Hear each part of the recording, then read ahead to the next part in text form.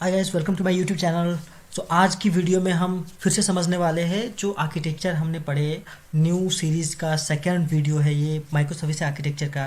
तो सबसे पहले माइक्रो सर्विस आर्किटेक्चर से पहले समझेंगे कि उससे पहले हम कौन सा आर्किटेक्चर फॉलो करते थे।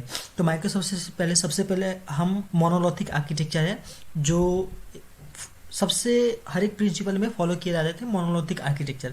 अब मोनोलिथिक आर्किटेक्चर होता क्या है और इसका डिसएडवांटेज क्या है जिसकी वजह से माइक्रो सर्विसेज को इंट्रोड्यूस होना पड़ा। तो मोनोलिथिक आर्किटेक्चर मतलब होता है कि आपकी जो एक एप्लीकेशन है, अब सिंपल सा एग्जांपल ले लीजिए, एक ई कॉमर्स एप्लीकेशन है, शॉपिंग एप्लीकेशन करके। तो इसमें बहुत सारे मॉड्यूल्स होते हैं, like user module, different cart module, shipment module हो गया, पेमेंट हो गया, ऑर्डर हो गया और प्रोडक्ट हो गया, और भी मॉड्यूल हो सकते हैं।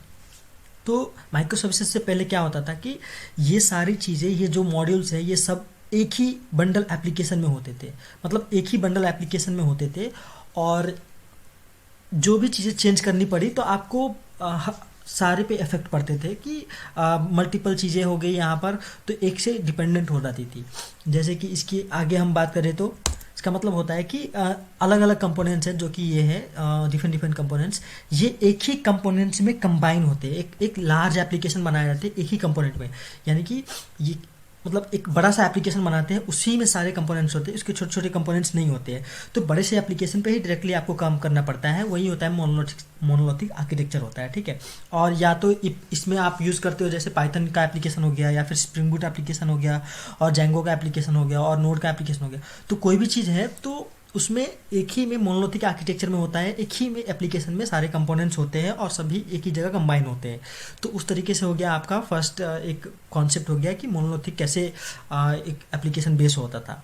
दूसरा चीज़ है इसमें कि सिंगल कोड बेस। अब सिंगल कोड बेस का मतलब ये होता है, तो कोड बेस मतलब हो गया कि जो भी मॉड्यूल है, जैसे कि यूज़र मॉड्यूल हो गया, कार्ट मॉड्यूल हो गया, शिपमेंट हो गया, पेमेंट हो गया, तो इन सब की कोड बेस एक ही मॉड्यूल पे लिखे जाएंगे, एक ही एप्लीकेशन के अंदर में ही होगा। उसका डिफरेंट कोड बेस नहीं हो सकता, सिंगल कोड बेस ही होगा। दूसरा नेक्स्ट है कि whole application deployment if you have done changes in one services, more deployment time and like deployment ज़्यादा करना पड़ता है। मतलब कि आपने अगर कोई भी में एक भी सर्विस में चेंज किया, यानी कि यूज़र में या फिर प्रोडक्ट में चेंज किया, कुछ भी चीज़ चेंज किया, इसकी एपीआई चेंज किया आपने, कुछ भी डेटा से इंटरेक्शन की फीचर चेंज किया आपने, कुछ ऐड ऑन किया है, तो आपको पूरी एप्लीकेशन को डिप्लॉयमेंट करना पड़ता था। जैसे कि स्प्रिंग बूट में है तो आपको पूरा एक जार बना के डिप्लॉयमेंट करना पड़ता है। तो इस तरीके से हो गया कि पूरी पूरी एप्लीकेशन को डिप्लॉयमेंट, इससे होता क्या था कि टाइम कंजम्पशन ज़्यादा हो गया था, और लार्ज डिप्लॉयमेंट था और टाइम कंजम्पशन ज़्यादा हो गया था इसकी वजह से। तो सारे के बंडल एक ही बनेगा और फिर उसको डिप्लॉय करेंगी। तो इस तरीके से ये डिप्लॉयमेंट प्रोसेस मोनोलिथिक में काम करती थी। मतलब समझ रहे हो, आपकी चीज़ों को समझो पहले कि अगर आप एक मॉड्यूल में, मतलब एक ही बंडल बन गया, ठीक है, एक ही बंडल बन गया, तो आप अगर उसमें मान लो एक ही मॉड्यूल में चेंज करोगे, आपको दूसरे मॉड्यूल में चेंज नहीं करना है, तो एक ही मॉड्यूल में अगर चेंज होगी तो समझ रहे हो आपकी पूरी की पूरी एप्लीकेशन को डिप्लॉयमेंट हो रही है, और इसमें टाइम कितना ज़्यादा लग रहा है, मतलब आपके एफर्ट यूज ज़्यादा हो रहे हैं इस केस में। तो ये कंजम्पशन ज़्यादा हो रही है, आपकी एफर्ट ज़्यादा यूज़ हो रही है। तो इसका मतलब इसमें हम ये चीज़ ऐड कर सकते हैं कि रीडिप्लॉयमेंट का एक बहुत ही झंझट होता है यहाँ पर, कि एक सर्विस अगर डाउन हो गया आपकी, मतलब एक सर्विस काम करना बंद कर दिया, तो आपकी पूरी की पूरी एप्लीकेशन बंद हो जाएगी, पूरी की पूरी एप्लीकेशन डाउन हो जाएगी। तो ये चीज़ों को समझो कि मोनोलिथिक में ये एक बहुत बड़ा डिसएडवांटेज था कि आपकी एक सर्विस अगर बंद हो गई है तो दूसरी भी सर्विसेज बंद हो जाएगी, एप्लीकेशन सारी डाउन हो जाएगी आपकी। और एक और चीज़ यहाँ पर क्या होती है, communication between developer rather than the services. इसका मतलब ये है कि मान लो आपकी टीम में छः मेंबर, 6 डेवलपर्स हैं, तो एक डेवलपर यहाँ पर यूज़र मॉड्यूल पे काम कर रहा है, दूसरा प्रोडक्ट पे, ऐसे ही मल्टीपल डेवलपर अलग अलग मॉड्यूल पे काम करना है। तो क्या होता है यहाँ पर कि आपको सारे मॉड्यूल पे काम कर लिए तो उसको तो इंटीग्रेट होना पड़ेगा, इंटीग्रेट करके फिर बंडल बनाना पड़ेगा। तो एट द एंड में आपको इस आर्किटेक्चर के बेस पे सिंगल ही बंडल बनने वाला है, मल्टीपल बंडल तो बनेगा नहीं। तो सिंगल बंडल बनेगा तो इससे क्या होगा कि डेवलपर जो भी काम कर रहे हैं उसको एट द एंड में एक आपस में कम्युनिकेट करना पड़ेगा कि भाई ये बंडल तेरा रेडी है, तेरा ये मॉड्यूल कंप्लीट हो गया, सारे का कंप्लीट हो गया, तो सबके सब मॉड्यूल कंप्लीट होने के बाद ही एट द एंड में एक बंडल बनेगा। तो थोड़ा सा टाइम कंजम्पशन इसमें भी ज़्यादा हो जाता है कि डेवलपर को मैनुअली कम्युनिकेट करना पड़ता है कि सारे बंडल्स, सारे मॉड्यूल्स पे काम हुए कि नहीं हुए।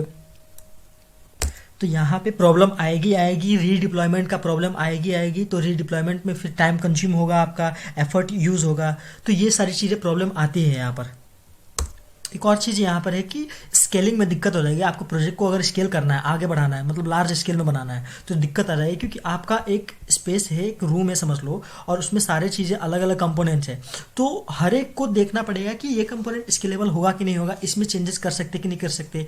तो आपको ये समझ रहे हो कि ये चीज़ स्केलेबल, आपको स्केल करने में भी दिक्कत आ जाएगी यहाँ पर, और बहुत ही बड़ा हेडेक हो जाएगा आपके लिए इस आर्किटेक्चर पे काम करने में। तो ये प्रॉब्लम आपको देगी ही देगी आगे जाके। और नेक्स्ट है कि जैसे tight coupling between components at everything is one application, तो ये भी एक डिसएडवांटेज हो गया। और नेक्स्ट ये कि do not flow single responsibility principle, मतलब ये है कि एक क्लास को एक ही काम करनी चाहिए, मोस्ट ऑफ द केस में एक ही चीज़ें ऑब्जेक्टिव होनी चाहिए, पर यहाँ पर ऐसा नहीं है। तो ये बहुत ही दिक्कत वाली प्रॉब्लम है। इस आर्किटेक्चर को हम लोग बोलते हैं मोनोलिथिक आर्किटेक्चर होता है ये। तो ये माइक्रो सर्विस से पहले वर्क इसी पे होता था। तो अब इसके आगे हम माइक्रो सर्विसेज आर्किटेक्चर इंट्रोड्यूस हुआ। माइक्रो सर्विसेज आर्किटेक्चर में क्या बेनिफिट है, क्या इसको ओवरकम किया मोनोलिथिक को, ये हम जानेंगे। तो यहाँ पर सबसे पहले जो यहाँ पर आपको मॉड्यूल दिख रहे हैं, यूज़र, प्रोडक्ट, ऑर्डर, कार्ड और शिपमेंट, पेमेंट, तो ये सारे एक तरह से ये चीज़ समझ लो कि ये मॉड्यूल भी डिफरेंट है और एक तरह से प्रोजेक्ट भी डिफरेंट है। तो इसमें हम अलग अलग प्रोजेक्ट बना सकते हैं। यूज़र प्रोजेक्ट अलग होगा, प्रोडक्ट का प्रोजेक्ट अलग होगा, ऑर्डर का प्रोजेक्ट अलग होगा, कार्ड का प्रोजेक्ट अलग होगा। तो अलग अलग प्रोजेक्ट बना सकते हैं। देन आफ्टर ये अलग अलग प्रोजेक्ट बना तो अलग मॉड्यूल बन गया, अलग मॉड्यूल बन गया तो अलग बंडल बन गया। तो डिप्लॉयमेंट की झंझट खत्म हो गई, यानी कि एक प्रोजेक्ट पे कुछ बंदे काम करेंगे तो उसको डिप्लॉय अलग तरीके से कर सकते हैं, इसको डिप्लॉय अलग तरीके से कर सकते हो आप। तो ये चीज़ समझ रहे हो कि इंडिपेंडेंट हो गया यहाँ पर। और एक लार्ज मॉड्यूल, एक लार्ज एप्लीकेशन हो गया वो कि डिफरेंट स्मॉल स्मॉल पार्ट में डिवाइड हो गया यहाँ पर। तो स्मॉल पार्ट में डिवाइड हो गया तो ये सबसे बड़ा प्रॉब्लम सॉल्व हो गया कि आपको बहुत बड़ा हेडेक नहीं लेना है, आपको छोटे छोटे मॉड्यूल पे काम करना है और उसको देन आफ्टर इंटीग्रेट करना होगा। और एक रेस्ट सर्विस जो हमारे स्प्रिंग बूट में rest API, rest services create होगी, वो रेस्ट एपीआई के थ्रू सारे मॉड्यूल्स को हम एक बाइंड इंटीग्रेट करेंगे और उसी के थ्रू हम कम्युनिकेट करवाएंगे। यहाँ पर रेस्ट सर्विस के थ्रू ही कम्युनिकेट करवाएंगे। यहाँ पर एक और चीज़ है कि रेस्ट सर्विस के अलावा जैसे कि मैसेजिंग ब्रोकर्स होते हैं, मैसेज ब्रोकरिंग होती है, वो सर्विसेज वगैरह भी यूज़ कर सकते हो कम्युनिकेट करवाने के लिए। तो वो कोई बड़ी बात नहीं है, वो आप डिफरेंट ब्रोकर को यूज़ कर सकते हो यहाँ पर इस मॉड्यूल के बीच में कम्युनिकेशन स्टार्ट करने के लिए। ठीक है। अब मान लो कि आपको कोई भी क्लाइंट है, उसको चाहिए कि डेटा कि भाई कौन कौन से यूज़र ने पेमेंट कर दिया है, किस किस प्रोडक्ट का कौन कौन से यूज़र ने पेमेंट कर दिया है। तो क्या करेगा यहाँ पर, यूज़र पेमेंट से इंटरेक्ट कर लेगा सर्विसेज के थ्रू, रेस्ट एपीआई के थ्रू, और उससे बोलेगा कि भाई किस किस ने पेमेंट किया है, एक यूज़र ने पेमेंट किया है कि मल्टीपल यूज़र ने पेमेंट किया है, उस यूज़र का पूरा डेटा आ जाएगा यहाँ पर। और मान लो कि इस यूज़र ने कौन कौन से प्रोडक्ट के लिए पेमेंट किया है, तो ये भी डेटा आ जाएगा। तो रेस्ट एपीआई के थ्रू कम्युनिकेशन हो गया यहाँ पर। तो ये चीज़ें हैं कि इंडिविजुअली हमको अगर डेटा फेच करना होगा तो ये चीज़ें भी यहाँ पर हो जाएगी, डेटा इंक्वायरी भी हो जाएगी यहाँ पर। तो with the help of HTTP REST APIs, ठीक है। तो this type of architecture when we create this module scenario, so it is called as micro services architecture. So ये माइक्रो सर्विस आर्किटेक्चर हो गया और इसी में हम आगे कोडिंग पे काम करेंगे।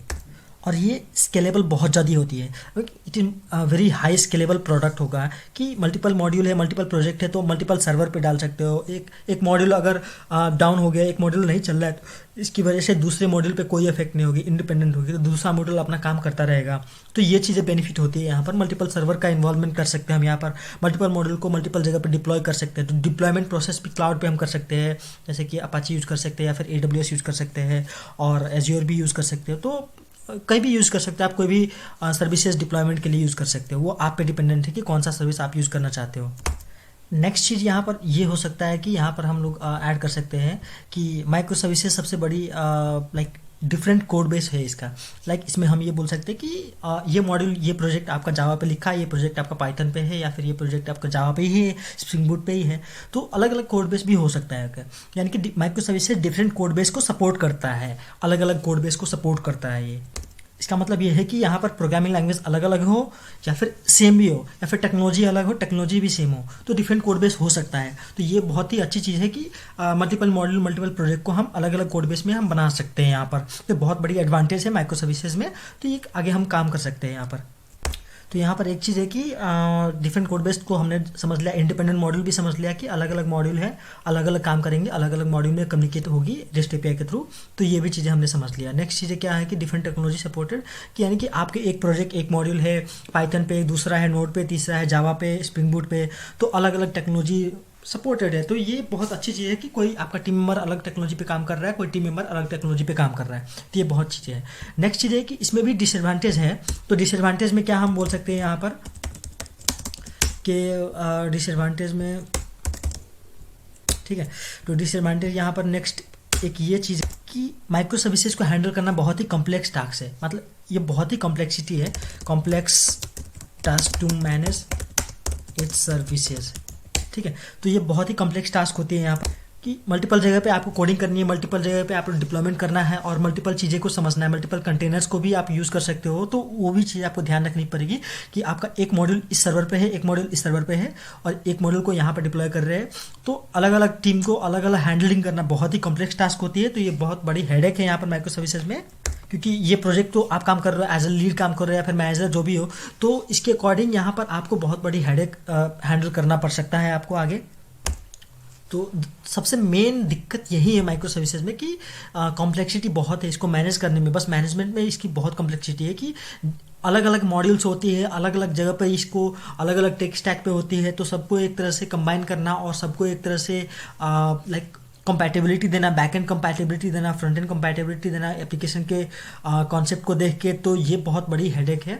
तो इसको मैनेज करना पड़ सकता है अगर आपकी अंडरस्टैंडिंग लो है तो ये चीज़ें हमने अभी तक समझ ली कि माइक्रो सर्विसेज क्या है, मोनोलिथिक आर्किटेक्चर क्या है, और इतना तक इस वीडियो में हमने समझ लिया। और आगे हम नेक्स्ट वीडियो में हम अपना प्रोग्रामिंग से स्टार्ट करेंगे, कोडिंग से स्टार्ट करेंगे कि कैसे हम माइक्रो सर्विसेज की प्रोजेक्ट हम स्टार्ट कर सकते हैं और क्या क्या मतलब हम क्या बनाने जा रहे हैं, माइक्रो सर्विसेज में क्या मास्टरी कोर्स हम करने जा रहे हैं आगे। तो ठीक है, तो अच्छा लगा तो इस वीडियो को शेयर कीजिए, कमेंट लाइक कीजिए और चैनल को सब्सक्राइब कर दीजिए और अपने दोस्त के साथ शेयर कीजिए। Thank you so much. Let's will meet in next video.